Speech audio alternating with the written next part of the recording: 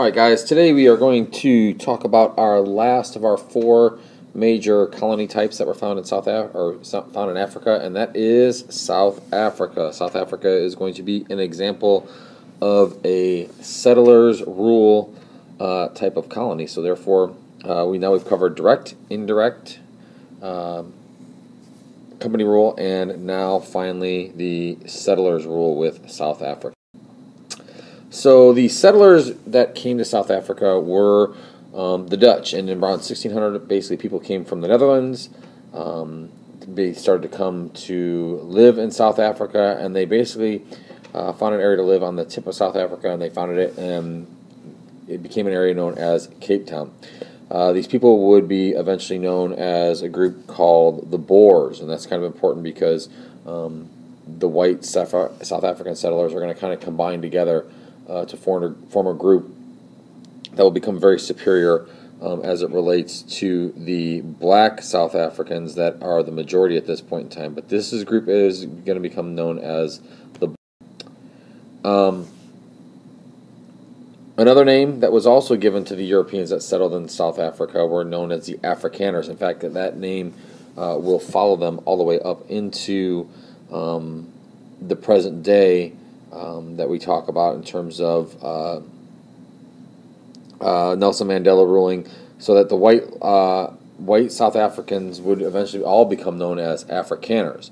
And these were the Dutch, French, German, and German settlers that kind of settled in Africa, and all their descendants followed after them were also become known as the Afrikaners. The British played a very large role in this. In 1798, they received South Africa as a prize for winning a war in Europe. During this time, gold was actually discovered in this area of many of the areas that the British controlled, and it became very much an important area for many settlers to come to in order to try to find their wealth in an African, basically, gold rush, much like what we experienced here in our early history when people traveled out to California in that particular area. But this is a major gold rush. People began to start to come down here and began to settle for that particular reason. Okay. So with that, there were a group of people known as the Randlords, who were the ones that were responsible for kind of setting up the mining camps in order to find the gold, eventually diamonds as well too, and they will control the diamond and gold industries in South Africa up until World War I. So there was a lot of companies coming down here in order to make a lot of wealth as a result of this. As a result of the areas that were created or that were found in these particular areas, cities like Johannesburg were created during this gold rush. Became the largest and most wealthy city in South Africa, and you guys can see it right here. Okay, Johannesburg is the largest and most wealthy city in South Africa as well. And then you can see right here in terms of an area, Cape Town, that we talked about when the Boers initially settled in this particular area. Cape Town is located right here at the tip of South Africa as well too. Cecil Rhodes, the guy who we saw standing on top of Africa, probably one of the most famous landlords and imperialists. You guys probably should know that word by now, the imperialist. Believed that Europeans were better than all other countries in the world, which made him very much a nationalist and very ethnocentric as well too. Two more words that you should know by now. Developed mines in South Africa and became very, very rich as a result of his endeavor. Eventually, the original settlers, the Boers, and the British would go to war in what they called the Boer Wars. The British decided that the Boer republics needed to come under the British powers. In order to stay independent, the Boers went to war with the British, even though they knew that they probably weren't going to win because we're talking about a country versus a group of settlers. Even though the Boers won many early battles because they knew the lay of the land, they knew the country, the British superiority in military eventually is going to win out, and as a result of that, they are going to overwhelm the Boers and eventually take over take over many areas in South Africa as a result. Eventually, though, around 1910, 8 years after the Boer Wars, and Britain basically were trying to move itself out, they basically started to give independence back to South Africa. It basically virtually gained their independence, but the thing about it is that when we talk about this, did they give it back to the control of the Africans? No. This went to the white settlers that had moved into Africa during this time frame, and as a result of that, they are the ones that are going to take the power, even though they are technically still the minority in this particular region. Eventually, after World War II, the Africaners take complete total control of South Africa with no interference with Europe or Britain, because at this point in time, a lot of the imperialist empires had kind of fallen apart after the Second World War had concluded. And we'll get a little bit more about that when we talk about the war in the Pacific here in a couple of weeks. But basically, the Afrikaners, the white South Africans, the descendants of the Boers, basically came to power. As a result of what they did, is they began to start to pass laws that would segregate the blacks and Asians from the whites. And basically, they forced the blacks to go to different schools and live apart from the whites. And this process is eventually going to become known as the system of apartheid.